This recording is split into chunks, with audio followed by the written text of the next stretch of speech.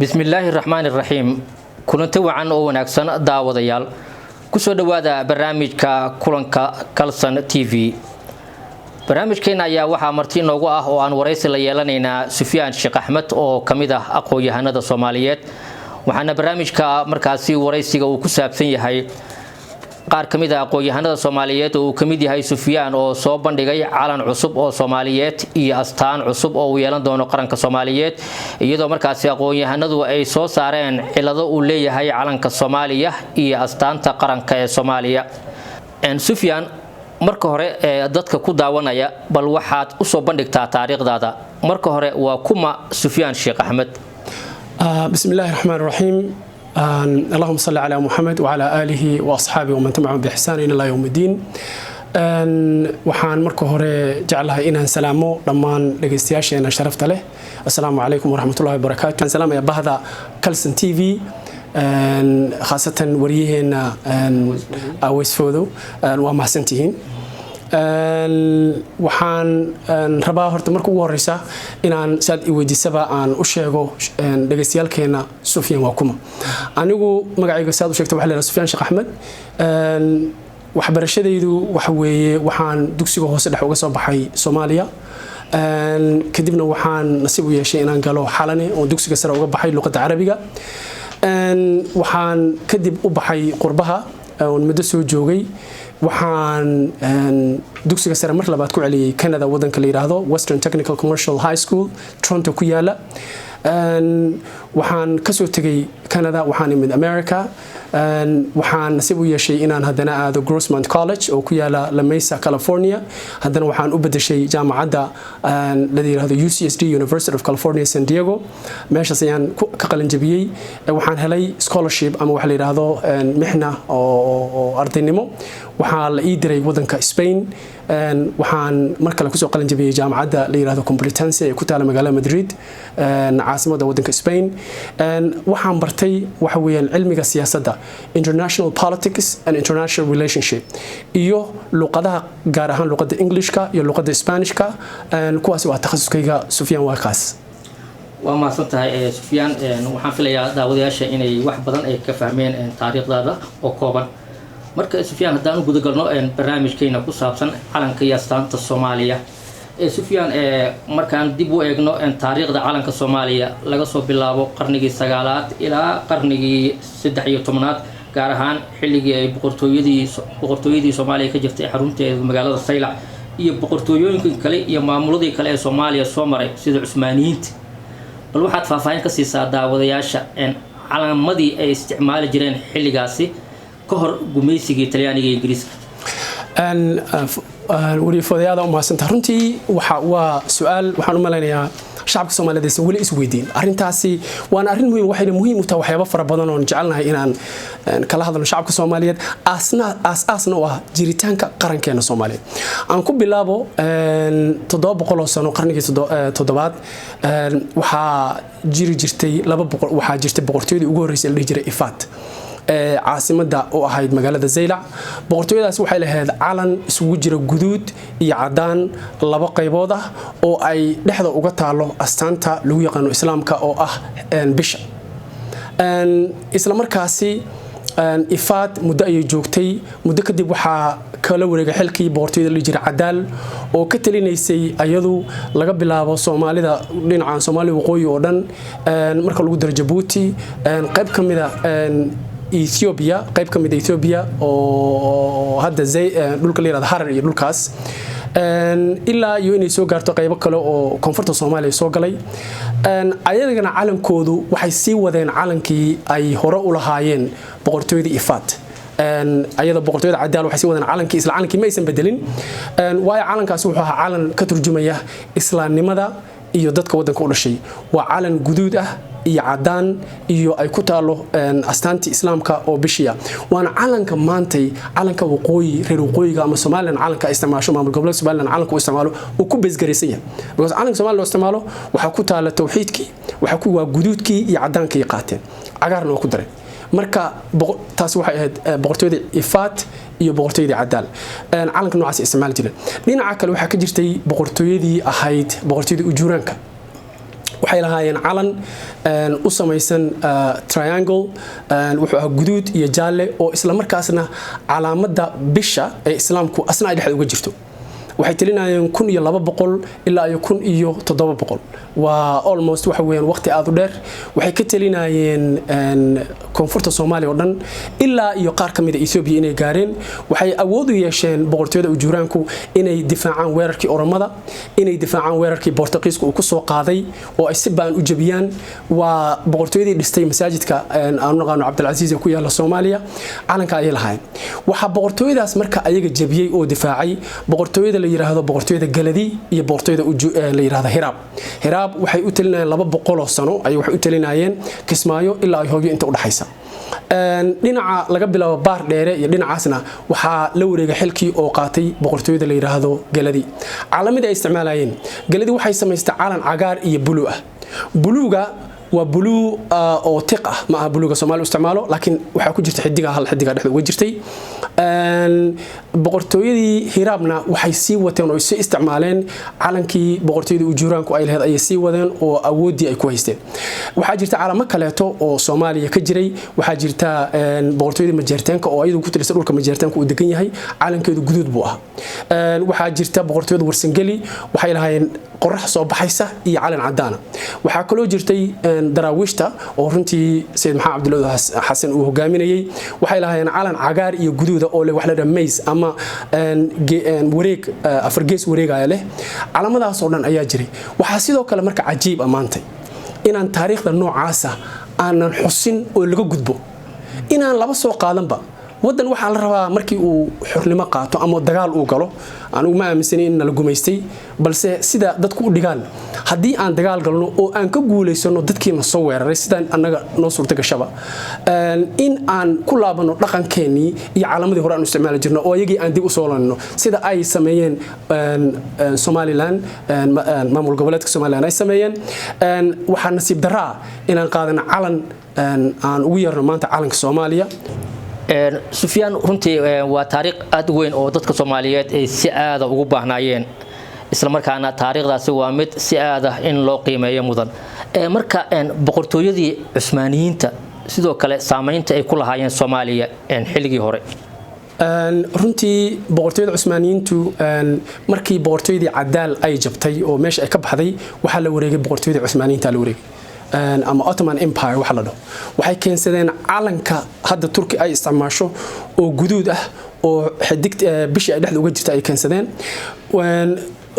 boqortooyada Cusmaaniyiintuna runtii Ottoman Empire kama aysan marnayn markastaba Soomaalida dhaqankeed Axmed Gurey marka uu ilaa iyo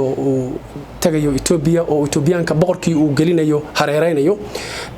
boqorku Ethiopianku wuxuu u yeertay ciidamo Boortaqiis Axmed Gurey wuxuu u yeertay ciidamadii Cusmaaniyiinta oo Turkiyiinta ah marka Turkigu runtii wayna la joogeen markasta dhaqan ahaan iyo diin ahaan waxayna taageeri jireen wadanka Soomaaliya iyo boqortooyadii Zeylac ka jirtay ama ha ahaato Ifaad ama Cadaala ha ahaato ama tii Sayidka ha ahaato ama tii ayagu ay mas'uuliyadda ka ahaayeen runtii ay taageeri jireen ha ahaato waxay u geysteen ama u sameeyeen wadanka Soomaaliya taageero fara badan waa mahadsan tahay Sufyaan Sheekh Axmed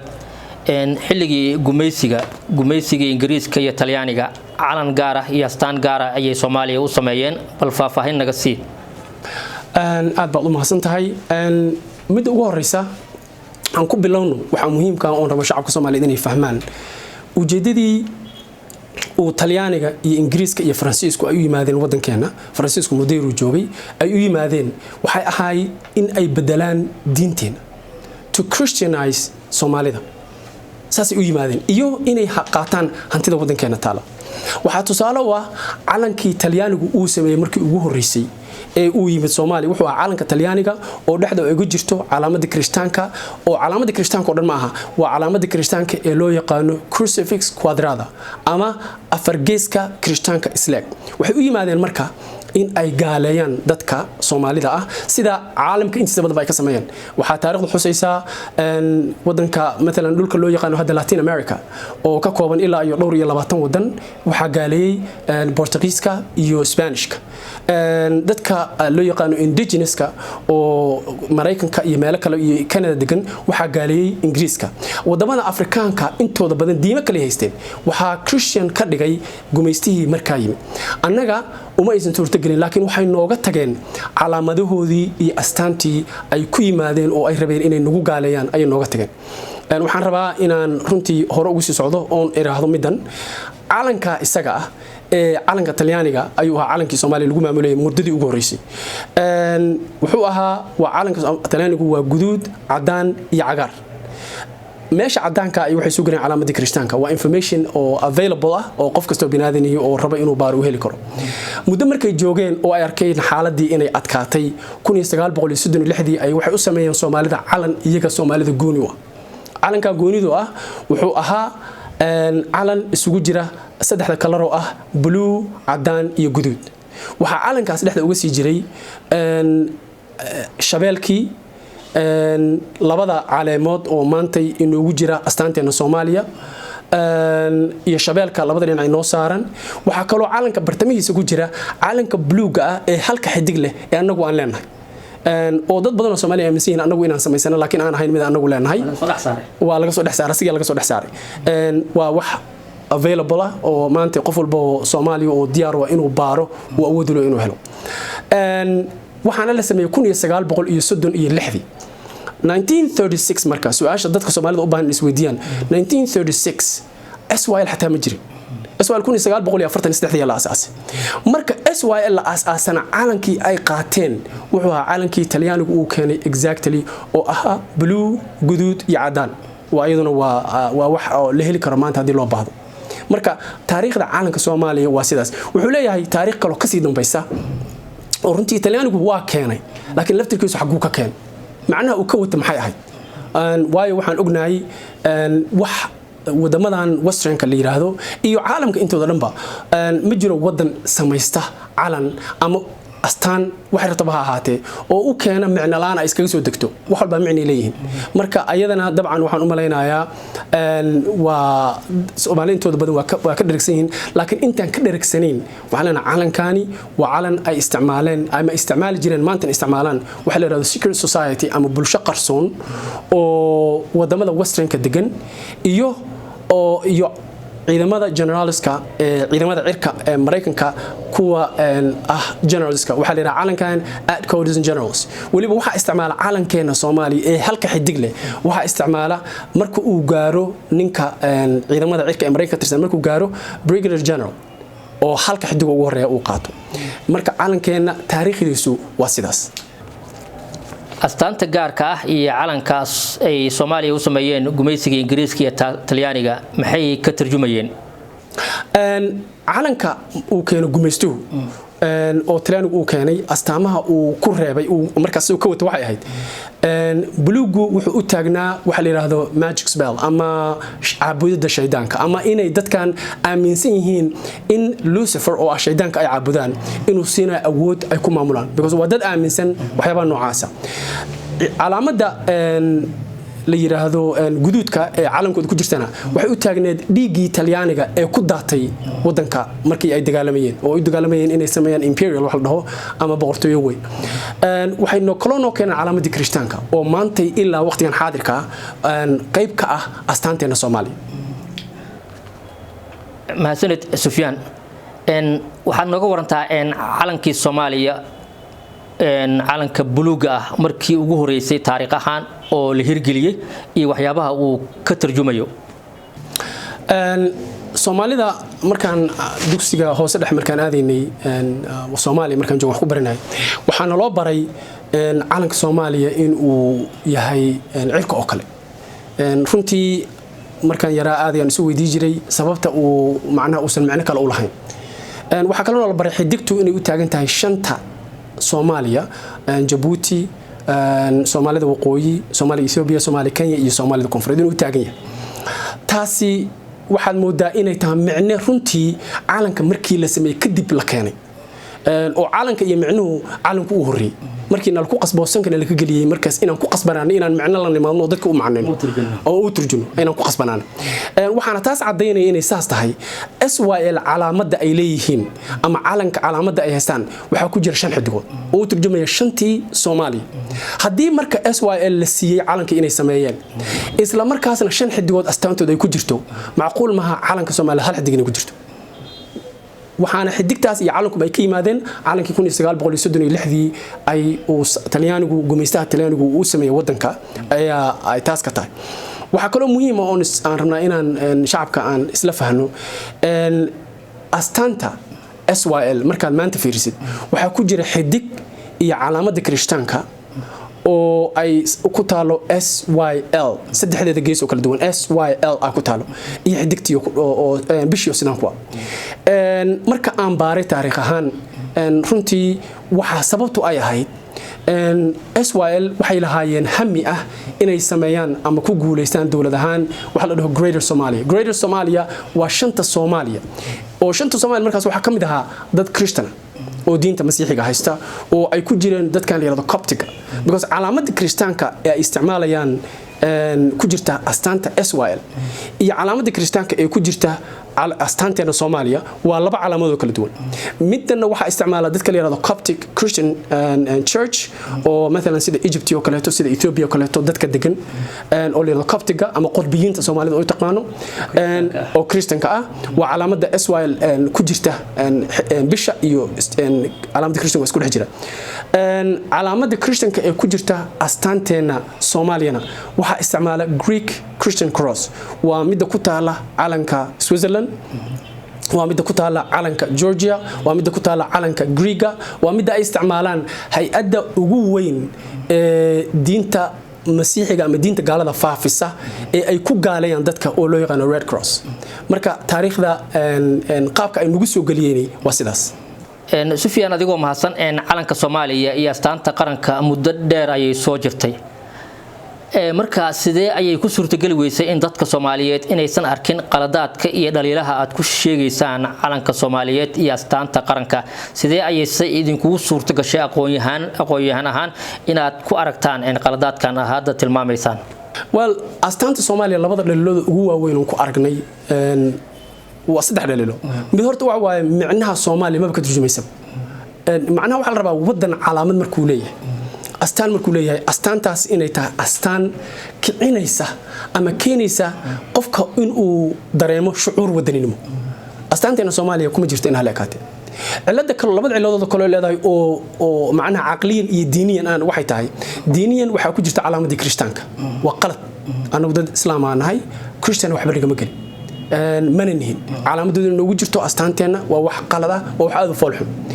waxa kale leedahay cilad aqliyan ah oo ah meesha ugu hooseysa caalanka ama bannerka la yiraahdo oo marta labada waran oo kala jeedo oo runtii ah labada calaamadood kaliya ee Soomaaliya ay ku soo dartay inta kale Talyaaniga iska laha iyo labada caleemood oo Oliver Branchiga ah waxa mara banner waxa la yiraahdo caalamka bannerkaas waxa lagu dhigaa halku dhiga wadanka uu leeyahay maxaa wadankaas lagu dhigo wadan walba halku dhigu leeyahay anaga way noo marantahay waa caddahay wax ku yaala ma jiraan waana runtii waa macnaha qaracan tragic waana waxyaabaha keena maanta dadkeena macnaha anagoo ah the most homogeneous country in the world wadanka kaliya ee iskugu dhow dhaqan ahaan diin ahaan midab ahaan aqli ahaan iyo wax walba sameeyno wadanka waxaana caalamka iskugu dhow adduunka kale to wadanka noogu soo dhow 5 qabiil 6 qabiil oo kala luqada 2 diimood iyo 3 diimood uu leeyahay oo kala duwan haddana wadankaas waxa runtii wadamada kale waxaad ka arkaysaa inay yihiin wadaniyiin jecel wadankooda ama diintooda jecel annaga haddaan Soomaali nahay waxaa noogu horeeya oo waxa ugu horeeyoon jecelna ay tahay qabiilka diinta iyo wadanimadu gadaal jiraan waana sababaha keena wadankeenu maanta inuu ka bixi waayo perpetual war dagaal iska socda oo aan dhamaanaynin aanan aamini la'nahay qof kasta oo maanta isku daya inuu madax noo noqdo ama xilka qabta waxa laga yaabaa maanta waxaan filaynayaa dadku inay wada fahamsan yihiin ninka qabiil kala ah oo adiga kugu qabiilayna duu xilka qabto si kastuu u fiican yahay waa mucaaradad ku tahay waayo waxaad mucaarad ugu tahay ma qabiilkaaga arintaas waxa keenay astaamihii wadanka oo shacbiga Soomaaliyeed ay ku soo barbaari lahaayeen inay ku jeclaadaan wadankooda inay ku dhaliso ama geliso shucuurta wadaninimo inay geliso inay meesha ka maran yihiin Sufyaan laakiin astaanta Soomaaliya muddo dheer ayay soo jirtay sidee ku suurta gashay in dadka Soomaaliyeed aysan muddadaas ama ku suurta gali weysay in muddadaas aysan arkin calaamadan oo Kiristaanku astaanta ku jirta iyo qaladaadkan badan oo hadda aad tilmaamayso aqoonyahan ahaana idinka qaabka idinkugu suurta gashay inaad arrintan ogaataan muddo intee leeg ay soo hawshan guda jirteen marka ugu horeysa horta ma u malaynayo dadka Soomaalida dad badan oo waxa jira runtii aan aaminsanahay inay ogaayeen laakiin waxa ugu horeysay wadanimada qabiilka waa dhibaatada haysata way ma jirin qof runtii anaga ka horkeena ama groupkan hortiis u istaagay inay wadankooda xu qabtaan meeshii qabiilka xu qaba lahaayeen horta waxaan aaminsanahay mid ugu horeysa inay jiraan dad og ama fahmay ama arkay laakiin aysan waxba dhihin ma aaminsani inaan qofna arkin hase yeeshee waxa muhiim oo u baahan in la xuso hadda intaan ku jirno campaign-kan ama ololahan intaan ku jirnay shacabka Soomaaliyeed ayaan u bandhignay ee arkay arintan dadka intooda badan 90% weligood ma aysan fiirin maba ku macnaha tadabbur kuma sameeyaan dadkeenu astaamaha iyo waxyaabaha wadaninimada maba madaxooda kuma jirto dadka intooda badan waxay weligay ma arkin marka tusto oo uu arko leeyahay inna lillahi wa inna ilayhi raaji'uun weligay ma arkin inay ku jirto markaas wuxuu galayaa shock iyo qaracan marka dadku ma fiiriyaan waxyaabaha u diiday inay fiiriyaanna waxay tahay because qofkii wuxuu mashquul ku yahay waxaan ahayn wadannimadi iyo diintiisa waxaan ahayn waa mid kale to aniga iyo groupka aan hogaaminaya waxaan arintan ku jirnay muddo runtii dheer waqti dheer aniga waxaan ka soo bilaabay wadanka Spain jaamacadda Spain Complutense Madrid markii aan dhiganayay ayaa waxaan maalin waxaan sameeyay waxaan ka doodaynay diimaha adduunka ama caalamka jira arday kamid ah ardadii wadankaas oo region ahaan ka yimid meel la dhaho Pasca ama France iyo Spain inta u dhaxaysa ayaa wuxuu yiri Soomaalida qasab Kristaan waa ku jira wiil see ku keentaa anoo xoogaa xanaaqsan oo shucuurta i kacday markaas yiri calaamadiina ku jirtaabe kabta waxa ku jiru yiri Christian cross itus wuu itusay markaasaan ku baraarugay calankana waxaan ku baraarugay intaan joogay Mareykanka oo aan arkay muddo badan iyadoo la isticmaalayo meelaha museumka u yaalo Confederate flags-kii lagu dagaalamayo waaye ilaa maanta uu jira ayagu waxay qaateen 1920kii anagana 1936 loo keenay secret societies ama bulshada shaydaanka caabudan muddo dheer ay calankan haysteen oo caabudeen waxayna u haystaan rabaa dadka Soomaaliyeed aan u sharxo waxay aaminsan yihiin xiddigtu waxay u taagan tahay shaydaanka la yiraahdo Lucifer halka xiddig oo cad calanka buluugan wuxuu taagan yahay cirka marka waxay aaminsan iyaga ma ka dhaadhacsan cirka ayuu ka soo dhacay wuxuuna u soo dhacay u yimid inuu anaga nacaawiyo ama qofkii caabudo uu caawiyo marka anaga sidaas ay noogu suurta gashay Mareykanka yaa isticmaala Mareykanka hadda waxa isticmaala generalada isticmaala markuu yahay brigadier general ayaa isticmaala hadda waqtigan xaadirka laakiin Confederate-kii waa laga guuleystay groupkaas oo way ka tageen hase yeeshee waxa isticmaala secret society-gaas bulshadaas oo secret society-ga hoolalkooda ama guryahooda marka tagtay calankaas u sur ma jirtaa ciidamada cirka ee Mareykanka inay isticmaalaan of course ciidamada cirka ee Mareykanka saan ku sheegaba ciidamada cirka ee Mareykanka American Air Force Generals ayaa isticmaala calankan waxa la dhahaa at codes and generals isticmaala qofkii hadda maanta Google gareeya ama informationkaas waa kabiiriya hatta hada ka fiirisid is available waa leeli kara waa ma santahay Sufyaan Sheekh Axmed waxaad markan faahfaahin naga siisaa calanka cusub aad u soo bandhigaysaan bulshada Soomaaliyeed iyo astaanta cusub aad u soo bandhigaysaan bulshada Soomaaliyeed waxa ay ka tarjumayaan bismillaah runtii waxaan rabaa in aan isku dayo inaan sida ugu fudud u sharxo laakiin intaanan sharxin waxaan rabaa in aan sheego ama aan dadka xusuusiyo sababta iyo waxyaabaha lagu kalifay inaan calankan sameeyno kasokow in calankeenu uu yahay calan aan anagu lahayn ama aan ka turjumayn kasokow in astaanteena Soomaaliya ay ku jirto calaamada Kiristaanku markii calankan iyo astaantan aan sameeynay waxaan u sameeynay wax la dhaho aas-aasyo aas-aas koowaad wuxuu yahay in aan bedelno sida jacaylka Soomaalida ama waxyaabaha Soomaalidu ay jecel yihiin sida iskugu xigaan inaan dhinac kale u bedelo hadda maanta waxa ugu horeeya qofku inuu jecel yahay qabiilkiisa waxa ku xiga ama wadankii ama diintii ku xigta waxaan rabnaa marka calankani inuu suurtagal ka dhigo haddii alla yiraahdo in uu soo hormariyo jacaylka wadaninimada iyo diinta qabiilka jacaylkiisuna uu gadaal tago waa mid midda labaad waxaan rabnaa shacabka Soomaaliyeed khaasatan dadka da'da yar ee dhalinyarada markay ku korayaan calankan in ay la koraan shucuur wadaninimo inay la koraan shucuur jacaylka diinta islaamka inay la koraan shucuur inay fahamsan yihiin ama wax ka turjuma ayaga ay haystaan qodobka saddexaadna wuxuu yahay in shacabka ama wadamada qalaad dadka ka tirsan markay wadankeena imaanayaan ama calankeena ay fiirinayaan ama ay rabaan inay wax nooga ogaadaan inay ogaadaan oo aysan ka qarsoonaanin anagu waxaan inaan dad islaama waxaan u taaganahay oo labada kalar oo buluuga iyo cadaanka caalamka micnay u leeyihiin hadii qofka Soomaaliga aysan macno u lahayn calanka kalarka buluuga micno u leeyahay cadaankuna micno u leeyahay buluuga micnihiisu waxa weeyaan power awood ومد وحكلو معنيه سؤولية هاي geographical أهان ماشي عن كنا Soomaaliya ay ku taalo ay ku turjumayo inaan deganahay equator dhul baraha inaan leenahay xeebta ugu balaaran Afrika oo ku jiro kheyraadka ugu badan Afrika buluugu saas uu ka turjumaya calanka cadaanka wuxuu ka turjumayaa macna qaybta cadaanka wuxuu ka turjumaysaa waxa la dhaho purity ama nadiifnimo iimaankii diinta islaamka wuxuu ku jiraa calaamadii rasuulka sallallahu alayhi wasallam oo isticmaalay waqtigii rasuulku uu joogay la isticmaalay midabka cadaanka labadaas midab saasan u keen waxaan ku sii dhex dhignay marka waa calankan ka hadlayna waxaan ku sii dhex dhignay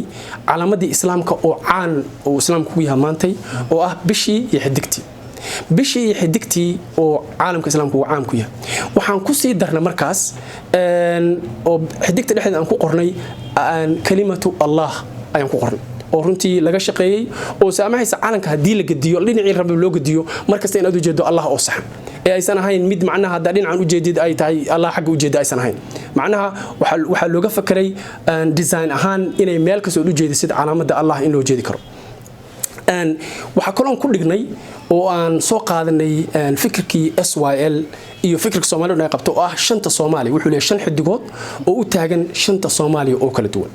marka wuxuu muujinayaa Soomaali waxay ka kooban tahay wuxuu muujinayaa annagu waxaan u taaganahay wuxuu muujinayaa meesha aan adduunka uga naalo wuxuu muujinayaa inaan dad islaama iyo waxa annagu aan u taaganahay ama aan rabno in loo arko waxaana muhiim ah oo rabaa dadka Soomaaliyeed inay fahmaan calanku ma aha maro kaliya ma calanka adduunka waxa wadan walba calanka u surtay inuu sameeyo projection of power and ideology inuu caalamka kale tuso waxa la yiraahdo fikirka uu qabo ama waxa uu aaminsan yahay iyo awood u leeyahay intaasi waa calanka calaamadii soo hartay calaamadii waan ka fakarnay runtii dood dheer kadib waxaan isku daynay in aan dadka Soomaaliyeed inaan wixii macquul ah oo aan qaldanayn inaan meeshooda u deyno wixii macquul ah oo wixii qaldan inaan ka bixino waxaan deynaa marka sidii gaashaanka u samaysnaa gaashaanka waxa la dhahaa coat of arms oo ku dhex jiray caalamka uu ku jiray oo dusha Talyaanigu uu ka saaray calaamada crosska xibnaha ay ku jirto asiga sidaan u deyn meeshii ay ku jirta calaamadaha Kirishtaanka waxaan gelinay 5 xidigood oo u taagan shantii Soomaali qaybtaas intaas labadii shabeel waa ka bixinay labadii caalamad waa ka bixinay because Talyaaniga ka yimaadeen annagana maanta shabeel si gooni aan ugu ma jirto wadan macnaha oo wax gooni uu ka turjumayo wadankan ugu turjumayo hadda oo ka duwan wuxuu uga turjumayo maroodigu wuxuu uga turjumayo libaaxu wuxuu uga turjumayo xooluhu waxay uga turjumayaan malayga faraha badan wax ka duwan uu ka turjumayo ma jiraan wali waxaan ka doonay muddo badan inaan soo qaadano waxa aan qani ku nahay oo مثلا ملايغ oo kale fish oo kale laakiin finally waxaan go'aansanay inaan ka dayno waxaan noo soo baxda marka intaas inaan saa u sameeyno astaantaas dusheeda waxaan dhignaa 7 xidigood oo astaanta ku dhex jirta 7 xidigood waxay u taagan yihiin 6 maamul goboleed iyo Muqdisho taasi waa subject to change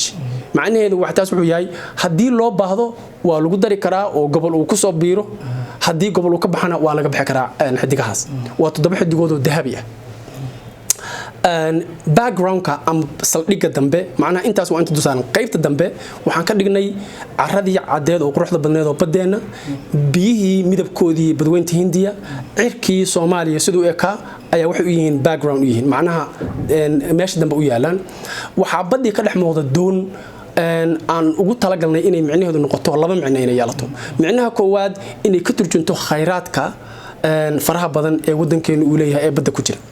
macnaha labaad in Soomaaliya ay diyaar u tahay sida laga fakaro ama qof walba wadaniyi ama qof walba madaxi uu ka fakaro baddaas dhirir ka badan in la difaaco u baahan tahay si loo sameeyo very powerful naval power macnaha ciidamo bad oo aad u xoog badan in la sameeyo waxaan ka saarnay meeshii federaalka ahayd waxaan ku dhignay wadaaga waayo anagu waxaan dad Soomaaliya muhiim ma aha inaan luqadeeni tartiib uga tagno maalin basaan eray ugu soo darayno maalin dambe inay noqoto macnaha luqad laga tagay caalamka kale waxay leeyihiin dad ilaaliya dhaqanka iyo luqaduhu inaysan tirtirmin waayo dhaqankii luqad haday tirtirmaan meel u socoto ma taqaan waxa tahay baabuur aan driver uusan ku jirinin oo meesha raba iska aaday marka saas ayaan u design gareyn labadaba waa mahadsantahay Sufyaan ugu dambeyn calanka iyo astaanta qaranka ee Soomaaliya waxa ay ka dhaxayaan shacbiga Soomaaliyeed marka rajaceenkee ayaad ka qabtaa inay ogolaadaan in calanka Soomaaliya la bedelo madaxweynaha baarlamaanka iyo guud ahaan shacabka Soomaaliyeed rajada aan ka qabno markii aan bilaabaynay markii ugu horeysa markii aan bilaabaynay ololahan markaan bilaabaynay waxaan ka fakarnay dhinac walba oo ah waxyaabaha naga hor imaan kara caqabadaha imaan kara iyo sidii aan uga meereysan lahayn ama aan uga iskaga xalin lahayn caqabadahaas aan soo qaadan waxaa kamid ah sida baarlamaanka Soomaaliya oo kaleeto sida inaan weyno fursad aan codkeena lagu maqlo sida shacabku inuusan runtiina aqbalin waxaan ku talagalnay intaas oo dhan inaan ku socono xaalad kasta oo naga hor timaado inaan ku socono oo arintan aan ku talagalno hase yeeshee sidii aan maleynayna way ka fiican tahay qaabka hadda maanta aan u aragno inay u suurtagali doonto hadii la yiraahdo insha Allah waxay tahay in shacabku marka hore fahmo shacabku qaato shacabku waa dadkii soo doortay dadka maanta baarlamaanka ku jira ama sanadka ku jira ama madaxweynaha iyo wasiirada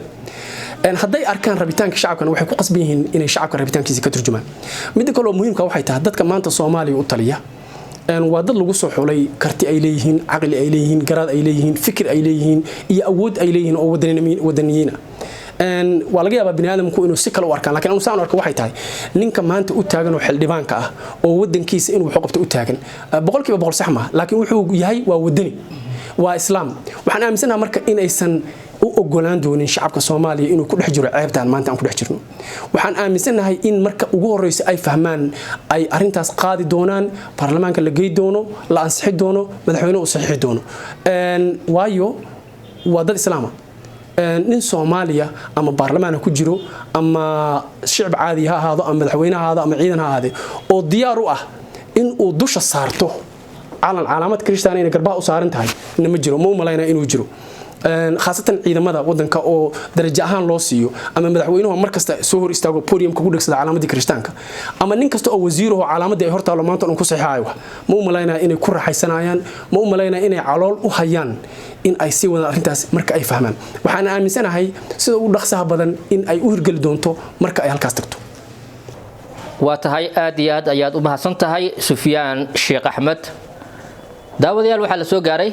gabagabadii barnaamijka kulanka toddobaadka oo uu marti inoogu ahaa Sufyaan Sheekh Axmed oo kamid ah aqoon-yahanada Soomaaliyeed barnaamijka ayaa waxaa dhanka farsamada iyo kaameramanka gacan iga siiyay Cali Xildoon iyadoo barnaamijkana uu soo saaray Baashi Cumar Ismaaciil tan intaan mar kale dib ku kulmi doono waa Aweys Maxamed Nuur Aweys Foday oo idinku dhaafaya intaas iyo nabadgelyo